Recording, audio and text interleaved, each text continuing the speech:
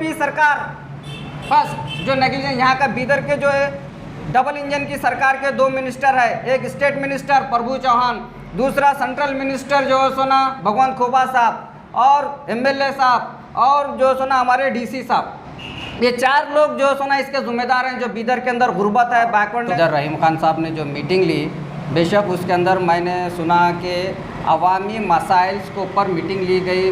फर्जन to फर्जन जितने भी कर्मचारी हैं उनके पास कितने फाइल पेंडिंग है, कितने फाइल्स क्यों पेंडिंग है, कितने फाइल्स आगे प्रोसेस में है, कितने फाइल्स कामयाब हो गए, वो तमाम, और गार्डन्स के बारे में भी डिस्कशन, प्रॉपर्टीज़ जो सीएमसी की है वो कैसी है, उसका तहफ़्फ़ुज़ कैसा हो रहा है, सफाई के नस्ब के बारे में पूछा गया। तो कल एक सोशल मीडिया पे मैंने देखा कि एक कर्मचारी ये कहता है कि जो अंदर ओल्ड सिटी में गार्डन है दरगाहपुरे दरगाह मुल्तानी पाशा रहमतुल्लाह दरगाह के अपोजिट में पब्लिक गार्डन, वो गार्डन बहुत अच्छा है, लोग वॉकिंग को आ रहे, साफ़ सफाई। सिटी म्यूनसिपाल्टी स्कूल है, वो स्कूल बीदर के एडमिनिस्ट्रेशन के नॉलेज में है भी या नहीं है पता नहीं। वो स्कूल का डेवलपमेंट कुछ, मैं कई बार सिटी म्यूनसिपल कमिश्नर से रिक्वेस्ट किया कि वो स्कूल का दौरा करो, वो स्कूल को डेवलप करो। आज एजुकेशन का जो सुना बहुत महंगा एजुकेशन है, तो बीदर म्यूनसिपाल्टी के सिटी लिमिट में एक स्कूल आता है, मगर वो एक स्कूल का भी जो सुना ये लोग मेंटेनेंस सही नहीं कर। अवाम के मसाइल 90% नहीं हो रहे, चूप एक 10% हो रही। इधर रियासत कर्नाटक का बैकवर्ड एरिया है, यहाँ की अवाम जो सुना बहुत ही भोली है। एडमिनिस्ट्रेशन जो ऑफिसर्स रहते हैं वो ऑफिसर्स ये अवाम को सही तरीके से रिस्पॉन्स नहीं दे रहे ऑफिसों में, और सही तरीके से इनके मसाइल हल नहीं कर रहे, इनके साथ एक इंसानी तरीके से कर्मचारी की तरीके से अवाम के साथ बात नहीं। बीदर के अंदर जो भी ऑफिसर्स आते हैं, चाहे प्यून से लेके क्लास 1 ऑफिसर, हर बड़ा ऑफिसर भी जो सुना अवाम को रेस्पेक्ट नहीं देता। यहाँ डिस्ट्रिक्ट एडमिनिस्ट्रेशन डीसी साहब की जिम्मेदारी है। एक डीसी अगर बीदर को अच्छा आएगा, IAS का मतलब इंडियन एडमिनिस्ट्रेशन सर्विस, इसके मायने समझकर काम करने वाला डीसी अगर बीदर को आएगा ना, बीदर की बैकवर्डनेस दूर हो जाएंगी, बीदर की गुर्बत दूर हो जाएंगी। क्योंकि एक डीसी के हाथ में क्या क्या पावर्स रहता है आपको मालूम? उसके पास बजट रहता, उसके हाथ में असिस्टेंट एडिशनल डीसी रहता, उसके हाथ में असिस्टेंट कमिश्नर रहता, असिस्टेंट कमिश्नर के हाथ में तहसीलदार रहता, तहसीलदार के हाथ में जो सोना पेशकार रहता, और अपना जो सोना गिरदौर रहता, तलाटी रहता, उसके नीचे क्लर्का रहते, उसके नीचे प्यून रहता। अरे साहब इतना स्टाफ है, इतना बजट रहता है, मगर उसको इंडियन सर्विस के वास्ते जो इंडियन एडमिनिस्ट्रेशन सर्विस का जो कॉन्सेप्ट रहता है, वो कॉन्सेप्ट को समझकर अगर एक डीसी अगर काम करेंगे ना, जैसा कि हर्ष गुप्ता साहब, शमीर शुक्ला साहब जिस अंदाज में बीदर को डेवलप करे थे। वीडियो स्पॉन्सर बाय अल्बेक family restaurant, heritage ceramic and sanitation, mother choice, hope chest hospital, tent ladies fashion and NPS degree college. Welcome to mass media Bidar. आज हम JDS माइनॉरिटी वाइस प्रेसिडेंट के साथ मौजूद हैं। सर, कल CMC में रहीम Khan MLA साहब जो मीटिंग की, उस मीटिंग को आप आवाम के लिए कितना कार्यमत मानते हैं? पहले तो मैं मास मीडिया चैनल को शुक्रिया अदा करता हूं कि आप मुझे इस काबिल समझे, यहाँ पर दावत दी। और फिर मैं जो आपका सवाल है, कल जो सिटी म्यूनसिपल काउंसिल के अंदर municipal commissioner, assistant commissioner Bidar और PDO और MLA बीदर रहीम खान साहब ने जो मीटिंग ली, बेशक उसके अंदर मैंने सुना कि अवामी मसाइल्स के ऊपर मीटिंग ली गई। फर्जन टू फर्जन जितने भी कर्मचारी हैं उनके पास कितने फाइल पेंडिंग है, कितने फाइल्स क्यों पेंडिंग है, कितने फाइल्स आगे प्रोसेस में है, कितने फाइल्स कामयाब हो गए, वो तमाम, और गार्डन्स के बारे में भी डिस्कशन, प्रॉपर्टीज़ जो CMC की है वो कैसी है, उसका तहफ़्फ़ुज़ कैसा हो रहा है, सफाई के नस्ब के बारे में पूछा गया। तो कल एक सोशल मीडिया पे मैंने देखा कि एक कर्मचारी ये कहता है कि जो अंदर ओल्ड सिटी में गार्डन है दरगाहपुरे दरगाह मुल्तानी पाशा रहमतुल्लाह दरगाह के अपोजिट में पब्लिक गार्डन, वो गार्डन बहुत अच्छा है, लोग वॉकिंग को आ रहे, साफ़ सफाई बेहतर है बोलते हैं, बताया ऐसा। मगर मैं इस बात से मुतासिर नहीं हूँ कि वो गार्डन उतना साफ़ सुथरा नहीं है कि अवाम वहाँ पे खुली और बेहतर सांस फिज़ा में सांस ले सके। उसका दुरुस्त होना बहुत ज़रूरी है। और जितने भी बल्दिया के प्रॉपर्टीज़ है, गार्डन्स है, उसका तहफ़्फ़ुज़ सही नहीं हो रहा, उसका डेवलपमेंट सही नहीं है, उसका केयर सही नहीं है। बिलखुसूस बीदर के अंदर एक सिटी म्यूनसिपाल्टी स्कूल है, वो स्कूल बीदर के एडमिनिस्ट्रेशन के नॉलेज में है भी या नहीं है पता नहीं। वो स्कूल का डेवलपमेंट कुछ, मैं कई बार सिटी म्यूनसिपल कमिश्नर से रिक्वेस्ट किया कि वो स्कूल का दौरा करो, वो स्कूल को डेवलप करो। आज एजुकेशन का जो सुना बहुत महंगा एजुकेशन है, तो बीदर म्यूनसिपाल्टी के सिटी लिमिट में एक स्कूल आता है, मगर वो एक स्कूल का भी जो सुना ये लोग मेंटेनेंस सही नहीं कर सक रहे। और मैं वो जो भी स्टाफ कहा है कि गार्डन और जो पानी की सहूलत वो जो भी है ना, टोटली बीदर म्यूनसिपाल्टी के अंदर अवाम के इश्यूज़, अवाम के मसाइल 90% नहीं हो रहे, चूप एक 10% हो रही। और ये जो सुना बीदर डीसी के साहब के हाथ में था, काउंसिल नहीं रहे, इलेक्शन हो गया, इससे पहले 1 साल 1.5 साल का टाइम हो गया, काउंसिल ख़त्म हो के फिर बाद में काउंसलर इलेक्शंस हुए, इलेक्शंस होकर भी 6 महीने को ऊपर हो रहा है, करीब 6 महीने नहीं 9 महीने हो रहे हैं। 9 महीने तक सीएमसी की बॉडी नहीं बन रही। क्यों नहीं बन रही सर, इसकी वजह क्या है? देखो ये इसके अंदर क्या है, पहले तो बीदर रियासत कर्नाटक का बैकवर्ड एरिया है, यहाँ की अवाम जो सुना बहुत ही भोली है। इसका फ़ायदा यहाँ के जो सुना चंद पॉलिटिशियंस और बिलखुसूस एडमिनिस्ट्रेशन जो ऑफिसर्स रहते हैं, वो ऑफिसर्स ये अवाम को सही तरीके से रिस्पांस नहीं दे रहे ऑफिसों में, और सही तरीके से इनके मसाइल हल नहीं कर रहे, इनके साथ एक इंसानी तरीके से, कर्मचारी की तरीके से अवाम के साथ बात नहीं करता। मैं देखता हूँ यहाँ की अवाम, मैं खुल के बोल रहा हूँ, बात अपनी दबा के नहीं करता। यहाँ बीदर के अंदर जो भी ऑफिसर्स आते, चाहे प्यून से लेके क्लास 1 ऑफिसर, हर बड़ा ऑफिसर भी जो सुना अवाम को रेस्पेक्ट नहीं देता यहाँ पे। तो इसमें इसकी बिना क्यों नहीं देता हो, तो यहाँ की लीडरशिप कमज़ोर है, इलाका में भी है ये। इसके अंदर सबसे पहले तो जो सुना मैं एक बात कहूँगा कि एक एमएलए अच्छा होना, एक एमएलए अगर दिल से अवाम की खिदमत करना चाहता है तो विदिन 15 डेज में बीदर के अंदर हर मसाइल हल हो सकती, सफाई का निज़ाम सही हो सकता है, एडमिनिस्ट्रेशन का निज़ाम सही हो सकता है, हॉस्पिटलाइज का निज़ाम सही हो सकता है। और अगर एमएलए साहब बाहर दौरे पर रहते, कभी बेंगलुरु वगैरह इधर उधर रहते, डिस्ट्रिक्ट एडमिनिस्ट्रेशन डीसी साहब की जिम्मेदारी है। एक डीसी अगर बीदर को अच्छा आएगा, IAS का मतलब इंडियन एडमिनिस्ट्रेशन सर्विस, इसके मायने समझकर काम करने वाला डीसी अगर बीदर को आएगा ना, बीदर की बैकवर्डनेस दूर हो जाएंगी, बीदर की गुर्बत दूर हो जाएंगी। क्योंकि एक डीसी के हाथ में क्या क्या पावर्स रहता है आपको मालूम?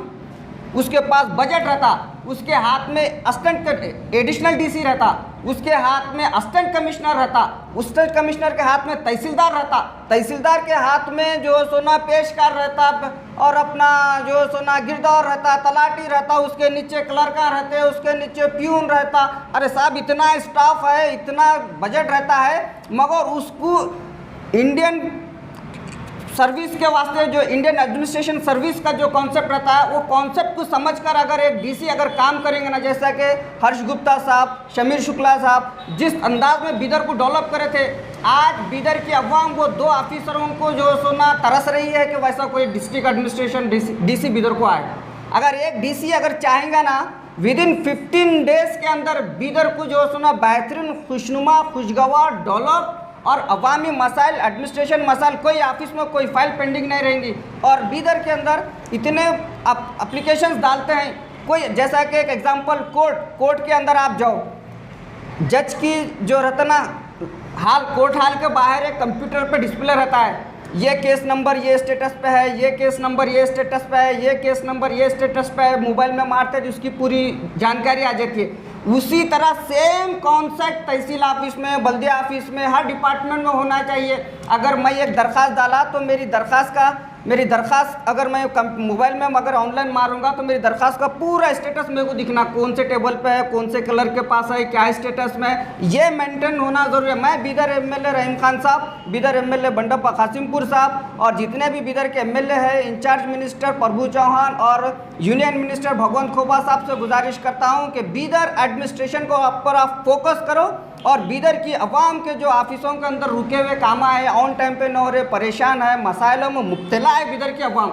इसके ऊपर ये लोग फोकस करके सिस्टम वाइज एडमिनिस्ट्रेशन संभालिए बोल कर मैं इसे गुजारिश करता हूँ। सर एक सवाल है आपसे, सर डीसी साहब वैक्सीन के वास्ते बहुत अच्छे खिदमत अब उनके अंजाम हुए हैं, हाँ। बहुत अच्छा काम कर रहे हैं वैक्सीन के लिए, हाँ। तो उनकी क्या कह सकते? डीसी साहब बिल्कुल एक बात जुमला बोल रहे हैं, जान है तो जहान है। जी। ये बात हम मानते हैं, जान है तो जहान है, मगर जान के वास्ते खाना ज़रूरी है, पीना ज़रूरी है, वॉकिंग ज़रूरी है, बात करना ज़रूरी है, काम ज़रूरी है। खाली जान बोल के बैठ जाएंगे तो घर नहीं चलता, कुछ भी ना होता। अवाम को डेली रूटीन्स के जितने कामा है, एक कॉन्सेप्ट है कोरोना का, वो कॉन्सेप्ट को फॉलो करते हुए लोग वैक्सीन ले रहे हैं। बाज़ लोग को ज़बरदस्ती करके भी दे रहा दिला रहा एडमिनिस्ट्रेशन, बाज़ लोग रिक्वेस्ट पे ले रहे हैं। और सबसे मेन बात क्या होता है मालूम है कि एडमिनिस्ट्रेशन और पॉलिटिशियंस जो एमएलएस रहते हैं वो अवाम का दिल जीतना, जी। अवाम के दिल में एक जगह बनाना। एक administration deputy commissioner of Bidar अगर एक ऐलान करे कि ये इंजेक्शन लेना है, ये टैबलेट लेना है बोलो, तो अवाम उस बात को मानना, तस्लीम करना, तो वो कब होता है कि जब एक एडमिनिस्ट्रेशन, एक डीसी अवाम के बीच रहकर अवाम के मसाइल को समझकर अवाम के दिल में अपनी हमदर्दी पैदा करता है, तब ये अवाम उनकी हर बात को बेहतर समझकर उस पर इम्प्लीमेंट करती है। यहाँ पर क्या डेवलपमेंट हुआ डीसी साहब, कितने साल से बिदर में है? खाली वैक्सीन वैक्सीन, इंजेक्शन। ठीक है भाई, इंजेक्शन लेंगे, मैं भी लिया, सब लियो, सबको बोल रही सब लियो बोल के। इंजेक्शन लेना ज़रूरी है बीमारी से बचने के लिए। ज़रूरी है साहब, खाना भी ज़रूरी है, बच्चों के शादियाँ करना भी ज़रूरी है। लोगों के म्यूनसिपाल्टी के अंदर पहला रुक गए, खाते नहीं मिल रहे, मोटेशन ना हो रहे, बच्चों के शादियों के वास्ते लोग प्रॉपर्टी खरीदती हैं, बेटी की शादी के वास्ते प्लाट बेचती हैं, वो बिका तो बेटी की शादी करेंगे बोलते हैं। ऐसे कई इश्यूज हैं, मसाइल हैं। कल रहीम खान साहब यही बात पे आवाज़ उठाए कि जल्दी 8 दिन में ये काम हो जाएगा। सवाल है मेरा आपसे सर, आप जेडीएस के माइनॉरिटी के विंग प्रेसिडेंट हैं जी, तो आप बनने के बाद माइनॉरिटीज़ के लिए क्या किया है बताइए। बिल्कुल, देखो साहब, सबसे पहले बात, मैं जेडीएस का माइनॉरिटी विंग का प्रेसिडेंट हूँ, वाइस प्रेसिडेंट ज़िले का। उसके बाद मैंने माइनॉरिटी ऑफिस का दौरा किया, कई माइनॉरिटीज़ के स्कीम से अवाम को आगाह किया, जैसा कि शादी मुबारक स्कीम के 2018-19 के एप्लीकेशन डालने का, आप लोग देखते हैं मेरे एक्टिविटीज़। फिर उसी तरह मैं बंडप्पा कासिमपुर साहब से 1-2 दिन पहले मेरी मुलाकात हुई सेपरेट, हमने देखा सोशल मीडिया पर। आपने देखे ना, रमेश पाटिल सोलपुर की अध्यक्षता में जो हमारे ज़िले के सदर है, हम तीनों ने बैठ के ये डिस्कस किया कि रियासत कर्नाटक के अंदर बिलखुसूस मुस्लिम अक़लियती तबके को किस तरह उरूज में लाए, उनके क्या क्या इश्यूज है, उसके ऊपर हमारी बातचीत हुई। मैं पॉइंट्स बताया बंडप्पा कासिमपुर साहब को। तो एक पॉइंट उसमें तो मीडिया के थ्रू भी बता सकते हैं ना। हाँ, तो क्या उसमें बात ये हुई कि सबसे पहले कर्नाटक के अंदर मुस्लिम माइनॉरिटीज़ के एमएलए बहुत ही कम है, 7 एमएलए है, वो 7 जो सुना, जबकि हमारा 14% आबादी है। 14% की आबादी के हिसाब से अगर देखा जाएगा तो कम से कम जो सुना 25 से 30 एमएलए होना चाहिए, मगर हालात ये है कि 7 एमएलए है। और एमएलसी इलेक्शन हुआ परसों, एमएलसी इलेक्शन के अंदर एक मुस्लिम एमएलसी जीतता है पूरे कर्नाटक के अंदर। तो इसका जिम्मेदार कौन है? क्योंकि इतने साल से ज़्यादा हुकूमत हमारे स्टेट पे कांग्रेस करी। हाँ, और मैं तमाम आज बिलखुसूस मुसलमानों की पसमंदा, मुसलमानों की तालीमी खस्ता और मैशियत की जो हालत है, इसका तमाम जिम्मेदार मैं कांग्रेस को ठहराता हूँ, क्योंकि कांग्रेस ने मुसलमानों की बढ़ती हुई आवाज़ को दबा दिया, मुसलमानों की सियासत को दफन कर दिया, मैशियत को दफन कर दिया। आज मुसलमान को एक टिकट देना के वास्ते बहुत गौर व फिक्र करती हैं, एमएलए कौन दे, एमएलसी कौन दे, इलेक्शन लड़ने में मजबूत होना, फाइनेंशियली स्ट्रांग होना। मुसलमानों में वो फाइनेंशियली स्ट्रांग कैंडिडेट नहीं दिखते। मुसलमानों की ये गुर्बत का जिम्मेदार मैं कांग्रेस को ठहराता हूँ। एक सवाल है सर आपसे कि माइनॉरिटी का सबसे बड़ा लीडर कौन? कुमार स्वामी, असद साहब, क्या देवीगौड़ा साहब? देखो साहब, फ़िलहाल माइनॉरिटी के वास्ते आवाज़ उठाने के वास्ते माइनॉरिटी के हुकूक़ के बारे में देवेगौड़ा साहब ने बिलखुसूस पार्लियामेंट के अंदर एक बिल पास की थी, 4% रिजर्वेशन मुसलमानों को। ये एक बहुत बड़ा कारनामा एक माइनॉरिटी लीडर माने जाते हैं। उसके बाद रही बात बैरिस्टर असदुद्दीन अवैसी साहब की, अल्हम्दुलिल्लाह बिलखुसूस उन्होंने भी जो सुना ऐवान पार्लियामेंट के अंदर बेहतरीन अंदाज में नुमाइंदगी कर रहे हैं माइनॉरिटीज़ की, इसमें नो डाउट। और देवेगौड़ा साहब को तो मैं बोला ना, उन्हीं की बदौलत आज गिने चुने मुसलमान ऑफिसों में आपको नज़र आ रहे हैं जो उन्होंने पार्लियामेंट में रिजर्वेशन पास करे 4%। कुमार स्वामी साहब भी एक बेहतरीन सेकुलर लीडर है, माइनॉरिटी के वास्ते उनकी इतनी फिक्र है। एक बार बेंगलुरु में 2 महीने पहले बेंगलुरु के अंदर एक सेशन रखे थे, माइनॉरिटी सेशंस, जिसके अंदर माइनॉरिटी कन्वेंशन, जिसके अंदर मैं भी था।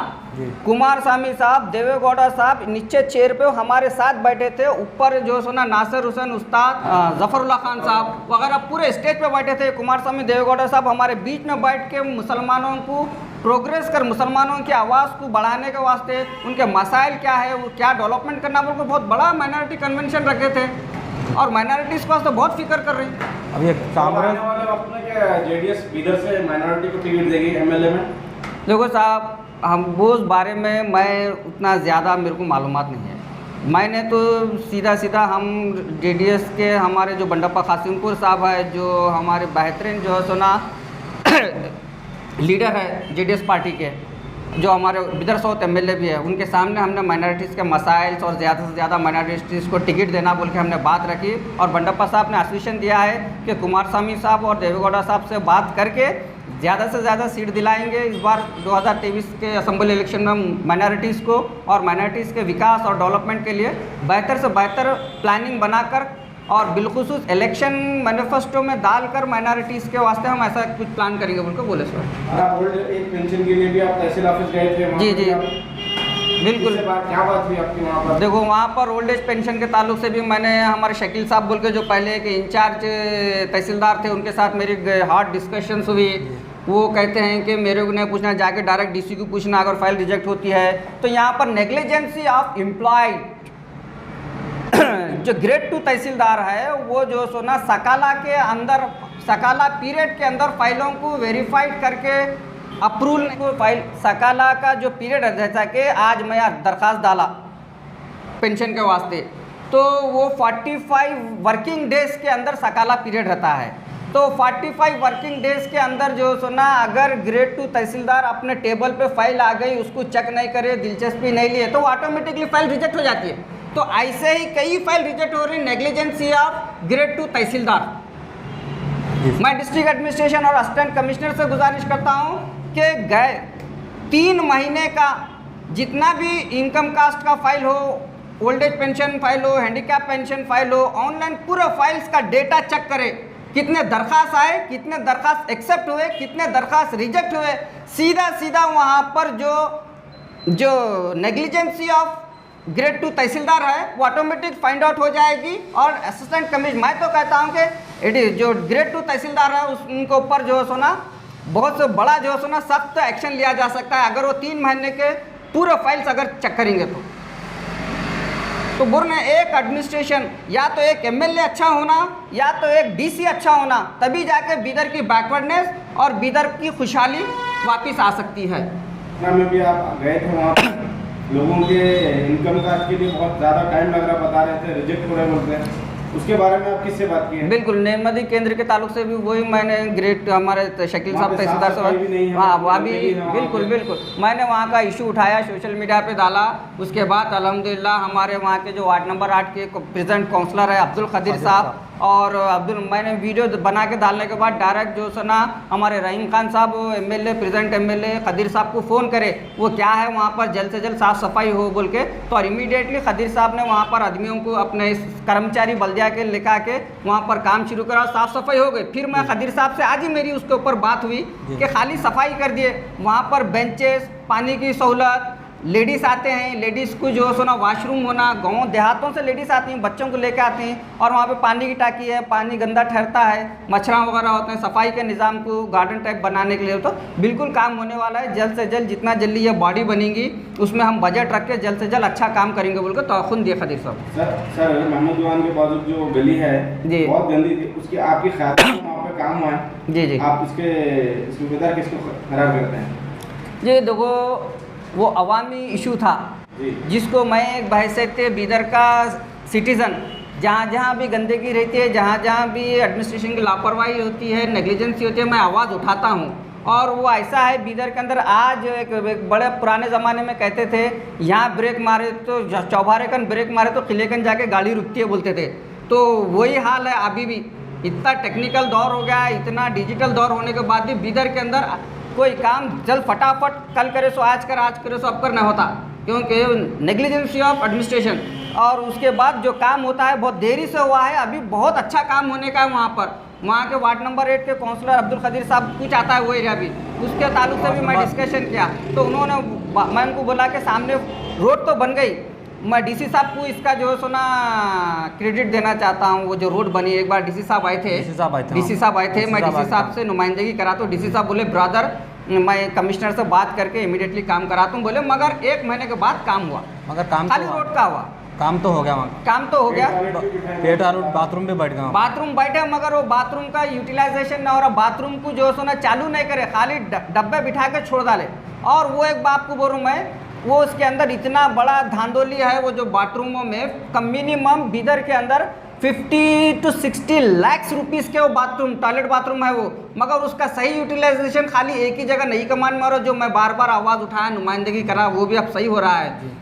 कई ऐसे वो लाख लगे, हाँ, और वो आपके आवाज़ पे लाख खुले, और वो कई ऐसे डब्बे। अब म्यूनसिपालिटी के पीछे एक गार्डन है, वो गार्डन के पास हालत जाके देखो पड़े हुए हैं, और ओल्ड सिटी दरगाहपुरे के गार्डन के सामने एक डब्बा पड़े वाला है। मेरा कहने का मकसद ये है कि बीदर बैकवर्ड है, नेग्लिजेंस ऑफ एडमिनिस्ट्रेशन, लाखों करोड़ों रुपए जो है ना बर्बाद हो रहे हैं, कोई पूछने वाला नहीं है।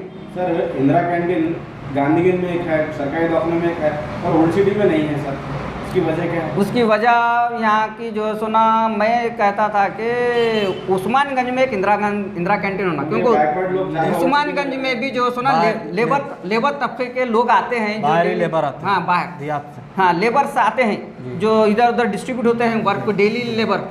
तो उस्मानगंज में मैं डिस्ट्रिक्ट एडमिनिस्ट्रेशन, बीदर एमएलए और हमारे रियासत कर्नाटक के चीफ मिनिस्टर बसवराज बोम्मैया साहब तक अगर मेरी आवाज़ जा रही है, तो मैं गुजारिश करता हूं कि बीदर ओल्ड सिटी उस्मानगंज के अंदर एक इंदिरा कैंटीन का इंतज़ाम हो। यहाँ पर भी जो सोना डेली कम से कम 500 से 600 लेबर्स आते हैं जो ओल्ड सिटी के अंदर काम के लिए जाते हैं, डेली मजदूरी को। ओल्ड सिटी में कोई बच्चों के लिए खेलने के लिए ग्राउंड नहीं है। जी जी, इसके बारे में आप क्या कहेंगे? बिल्खुसूस मैं तो एक बात कहता हूँ, ओल्ड सिटी के अंदर कम से कम 90% मुस्लिम आबादी है जी, और हमारी एक्सपोर्ट को नेग्लिजेंस किया जा रहा है, जो बोलो ना हमारी गुर्बत आज बीदर के अंदर, कर्नाटक के अंदर मुसलमान अपनी मैशियत से बर्बाद है जी। एक दौर था हम ज़मींदार लैंडलॉर्ड, हज़ारों एकड़ ज़मीनें, 100 एकड़ ज़मीनें रहती थी।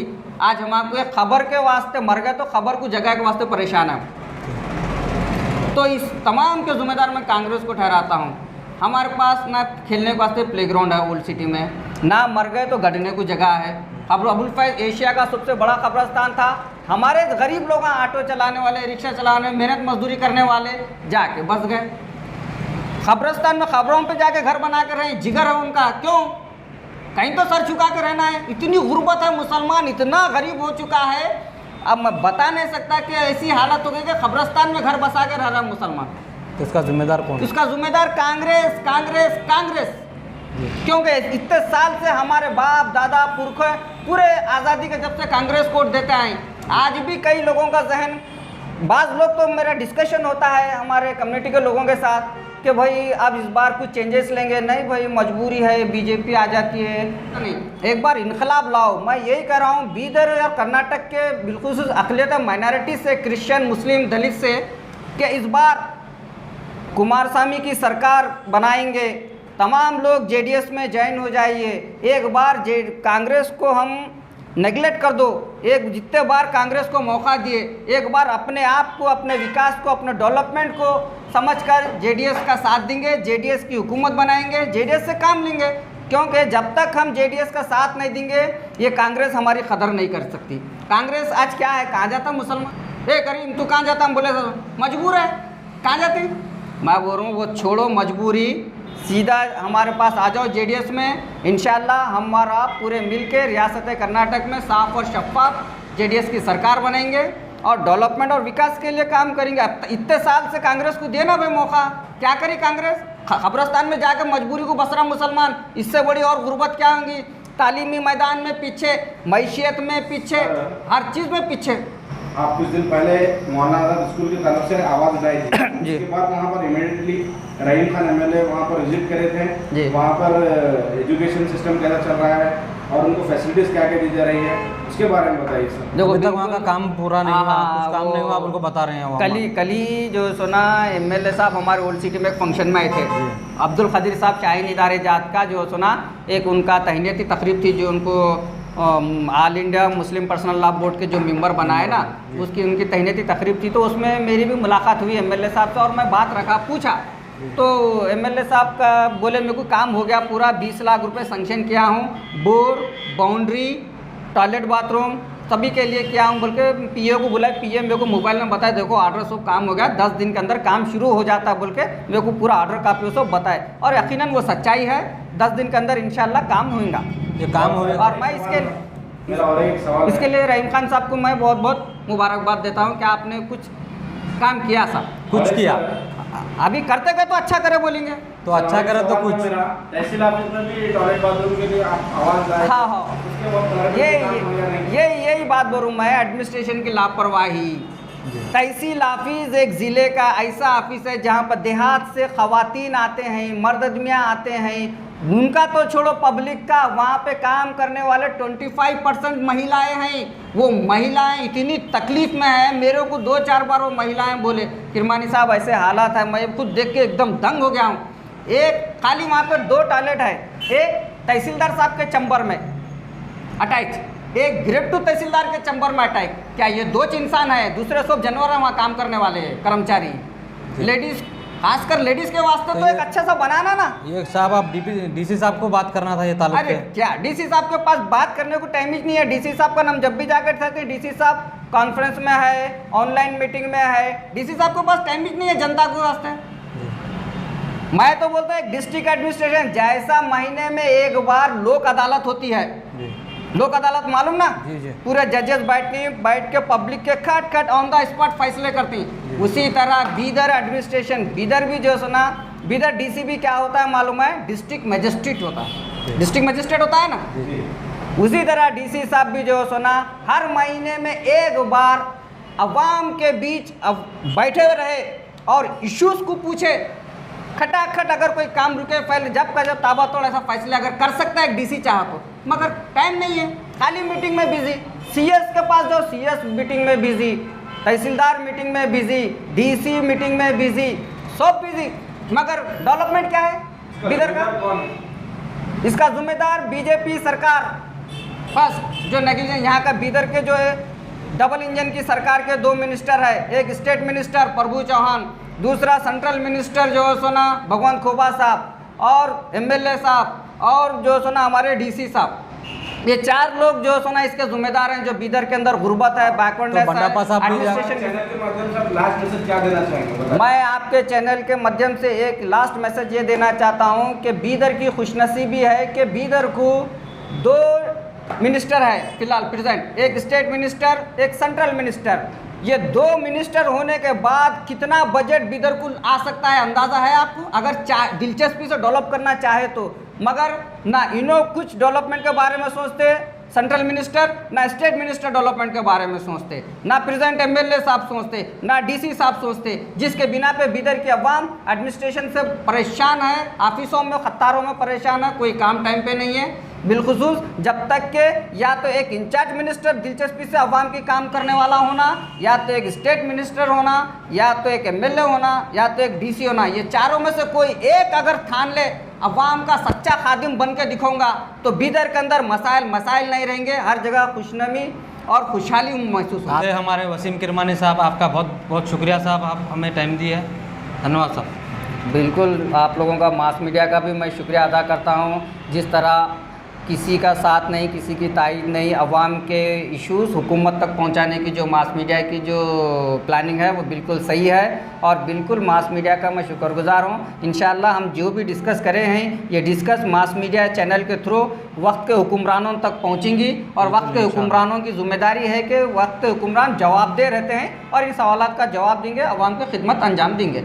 और सिपाही हमारे मुजीब भाई और हमारे हसीब साहब इतना बेहतर काम कर रहे हैं सोशल वर्क के जिस तरह, तो हर जगह मसाइल पे इश्यूज़ पे वक्त से पहले कैमरा लेके पहुंच जा रहे हैं और अवाम के मसाइल हुकूमत तक पहुंचा रहे हैं। शुक्रिया खुदा, शुक्रिया।